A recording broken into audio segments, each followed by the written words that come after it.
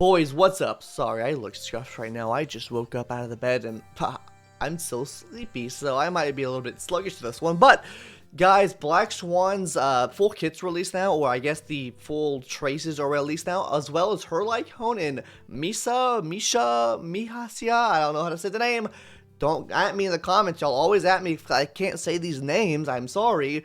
My dialect, whatever you want to call, I cannot pronounce them correctly, okay? I'm sorry, okay? Archurion, Acheron, I don't know how to say this shit, okay? Anyways, we're going to be talking about Black Swan and all the light cones today as well. I just spit everywhere. Anyways, let's go ahead and take a look at Black Swan first, and then we're going to take a look at old Misha's light cones and stuff like that as well, and her light cone, of course, too. Does she really need a light cone? I guess we'll figure out today. But let's go ahead and scroll through Miss Black Swan first. Character overview, we already know that she uses Arcana as dot. It's unique dot to her kit. Very cool, right? But let's go ahead and hop into these traces now. So her first traces, I'm not going to try to pronounce it, I'm just going to say what it does. After using a skill to hit an enemy that has wind shear, bleed, burn, or shock, each of these debuffs respectively had one chance of inflicting an extra stack of Arcana. I know I said that a little bit weird, but basically whenever an enemy has any stack of debuffs, and it can be different debuffs, and it can be multiplicative, meaning the more debuffs you have on the team, the more likely you are to get stacks of Arcana, which means the more likely you are to get damage. This is exactly what it's going to do. It's going to give you more stacks, potentially chance of giving you more stacks of Arcana. We'll talk about how that works in a second here, if it shows it right. The second trace, which is going to be Goblet Dredges. There is a chance to inflict one stack of Arcana when a target enters battle. Every time an enemy target receives dot during the single attack by an ally, there is a chance for the target to be inflicted with one stack of Arcana. There is a limit to how many stacks of Arcana that can be inflicted on a single target. So basically what this does is whenever you inflict the enemy with a dot, there is a chance for there to be another dot procced on that enemy. So say you use a Greniphin, you use your skill, you burn the enemy, there is a chance for a stack of Arcana to be put on that enemy, and there's a maximum stack. So let's say this buff works like the buff from Simulated Universe, right? Where you have the Inhility buff that stacks up 99 stacks of Suspicion. What if this were to stack up 50 stacks? This has two things to it, right? One thing is you need to stack this up to do really big damage. But other than that, you will get really big damage when you stack this up. This could be an issue with her kit. I'm not saying that she won't do good damage. I'm making a full video on why not to summon for, or why you might not want to summon if you're still on the fence about Black Swan. That'll be coming out tomorrow. But yeah, I think this is something really huge. You could bring her and net her in a lot of damage, a lot of damage. But let's go ahead and hop into this third trace now. Candle Flames Portent. I think that's how you say it, right? Surely, I don't know. This is going to be increasing the damage by this unit by an amount equal to a certain percentage of the effect hit rate up to a limit. Okay, guys, this tells you exactly how you need to build your Black Swan and kind of solidifies what I said in my video a couple days ago, how to build Black Swan. So how would you build Black Swan? You want to build her with effect hit rate. You want to build her with as much effect hit rate as possible because she'll be getting increased damage from effect hit rate. She's getting a damage bonus off of effect hit rate, meaning when you want to build her orb and stuff like that, you want to give her as much attack as possible because she's probably getting a lot, surely, of a damage bonus from this talent alone, or from this trace alone. So that means you want to build her with some more attack percentage. And yeah, looking at these trace materials and essential materials, it's pretty bog standard. Whoa, it's almost like the other day when I said in my video what you need for trace materials, it showed up right here. Wow, I guessed right. Cool. Now let's take a look at some of our other stuff now. Maybe it actually shows some more stuff now. Okay, so basic attack deals damage to a single target with a chance of inflicting one stack of Arcana, and hits the target currently has wind shear, bleed, or shock as applied to them. Each respectively has a chance of inflicting one extra stack of Arcana upon them, meaning she can be SP efficient because she can hit a single target attack and still be stacking up these stacks of Arcana. Not to mention when you use characters that apply dot normally or with their attacks, you also can have a chance to apply dot to them as well.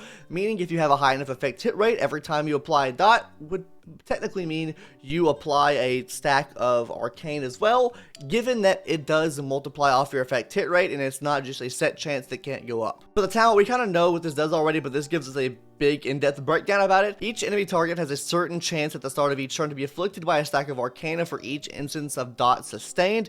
While afflicted by Arcana, enemy target will receive wind dot at the start of each turn.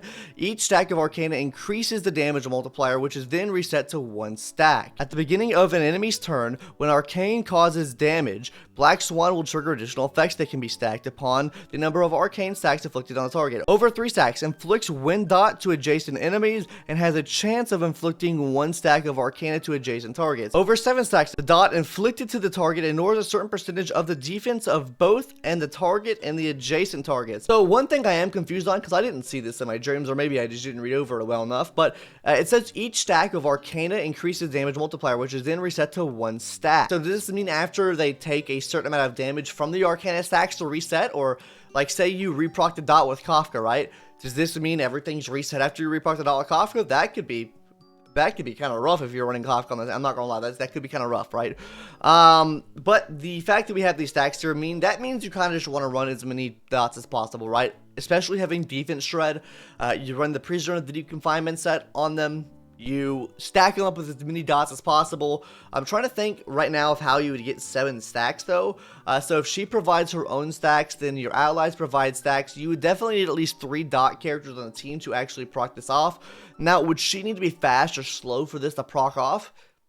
I don't know, because you want to be stacking as many dots as possible. Yes, I'm just kind of confused on that. So if you guys want to let me know in the comment section down below what this actually does, then please enlighten me, because I'm a bit confused on this actually. And then finally, the skill, it deals wind damage to a single target and adjacent targets. At the same time, there's a chance of inflicting 1 stack of arcana on the target and adjacent targets. And there's a chance of reducing the defense on the target and the adjacent targets, lasting for a certain amount of turns. This is huge. She has defense shred in her kit, on top of the defense shred she can provide with her talent, using the prisoner of the deep confinement. Dots are about to get insane, guys. The amount of damage you can get from dots are about to get really, really crazy. This is huge actually. And then finally the ultimate, and then finally she has her ultimate attack, which applies Epiphany on all the enemies. Enemies afflicted with Epiphany take more damage in their turn.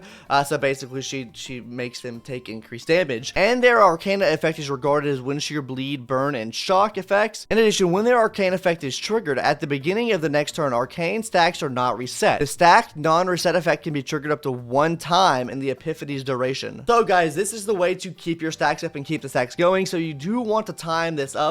So technically what you'd want to do here is have her ultimate up theoretically once every dot, right? So you want to be able to apply dots, hit this on them, it's their turn, they lose it, but they keep the stacks, and then after they lose the stacks, the next time they come around, then again you would want it up. So basically you would want an ult every 2 turns, it seems like, right? Two turns? 3 turns? Two turns, right? Is it 2 turns? I think it's 2 turns. I don't know. I'm coping. It's too early in the morning for me. I haven't had anything to wake me up yet. It's either 2 or 3 turns. You guys do the math, please. Okay. Let's go ahead and talk about the light cone now. Does she absolutely need the light cone? Because we know she probably is going to want a lot of effect hit rate scaling, but we already have a decent effect hit rate scaling light cone in the game, that being Eyes of Prey, which gives you a lot of effect hit rate. But let's see if this is absolutely necessary for her. Alright, so taking a look at this light cone now, as far as the bait stats go, these bait stats are the exact same as all the other 5-star unhealthy light cones. That's not solitary healing. Solitary healing is a bit different, but this is the same as a Kafka light cone, Silver Wolf light cone, Welt light cone, same base stat, so there's not really any difference there or any reason to need this for any reason, because that's the same base stats, right? But let's talk about what it actually does now. So it's going to be increasing the wearer's effect hit rate by 40%, which is huge. When the wearer deals damage to an enemy inflicted with wind shear, burn, shock, or bleed, they will gain 1 stack of profit. This effect can stack up to 4 times. In a single battle, each type of dot can only generate 1 stack of profit. Every stack of profit increases the wearer's attack by 5%, and the dot they deal will ignore 7.2% of the target's defense. This is just extra defense shred added onto her. So this is, I don't think, necessary for her, right? But I do think this would help a lot, because defense shred is huge. If you give her prisoner of the deep confinement, plus all the defense shred in her kit already, just the damage she's able to do with her own defense shred, I think this is going to be really, really massive, right? Just adding some extra defense shred there. Now, it does say one thing, right? It says each type of dot can only generate 1 stack of profit, meaning you would need a character of each typing on the team, of dot typing anyways, to be able to generate these stacks, right? So realistically, as of right now, I guess you could do all 4, right? Because you could have Kafka on the team, which applies your shock. You could have Black Swan on the team, which applies your wind shear. And then you could have a Gwenaifen on the team, which provides your fire damage. And then you could run like a Natasha or someone else, like a sustain character or Hanya, or just something else on the edge there. You would need a sustain probably, right? They can actually provide you with that other type of dodge, right? So realistically, you're only getting 3 stacks of these. That's how I perceive it anyways. You're only getting 3 stacks of these because of the fact that you can only potentially get 3 dots and you need the last one from a break, unless they add a sustained character to the game, which can provide that. Actually, just thought about this. This is even more reason to run Trends of Universal Market, guys. Run a tank with Trends of Universal Market. There's your fire dot, because the enemy will have to, well, the enemy will have to attack you first, obviously, but Trends of Universal Market will provide fire dot, and then you just run a physical character to get that physical dot in the enemy as well, like a Luca, right? And then that's how you get all 4 of your stacks. I would say easier than what other way I just mentioned anyways, right? But yeah, I mean, I think it's easy to get 3 stacks. I think it's going to be harder to get 4 stacks, though. But yeah, I don't think this light cone is necessary for her. I think you can run the Eyes of Prey light cone, because the Eyes of Prey light cone at S1 is going to be increasing your effect hit rate by 20% and then increasing the dot by 24%, so you are getting a 24% damage multiplier.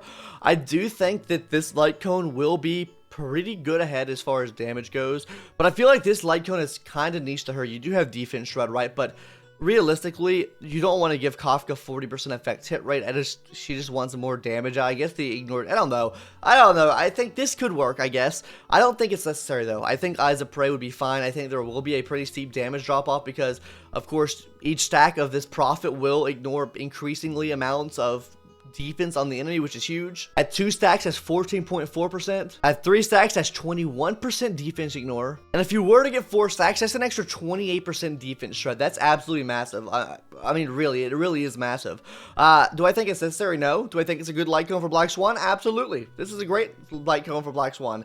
Anyways, guys, yeah, that's all I have to say about the light cone. Should you pull for it? I don't think it's an absolutely must pull, but let's go ahead and talk about Misha's light cone now. Let's just go ahead. Oh, it uses 2 new materials. Look at this. Dream collection components. What is, I don't know what that is. Anyways, yeah, okay, so it's a new trace material you get. Okay, so what does this do? It increases the wearer's break effect by 28%. When the wearer uses their ultimate, increases their crit rate by 15% and lasting for 2 turns. It's an okay light cone. It gives you increased break effect, which I'm assuming that Misa themselves would probably be pretty effective at breaking the enemy shield, or maybe that's something they scale with in their kit. I don't know. I think this is an okay light cone. You get an increased crit rate if you increase your ultimate, so that means if you're able to get your ultimate off every 2 turns, and of course you'd have a permanent 15% crit rate uptime, which is actually pretty massive, I'm not gonna lie. But anyways, guys, that's gonna do it for today's video. Is her light cone necessary? I don't think it is. Will it give her a big damage buff and give your other Anhility characters a big damage buff? Probably so.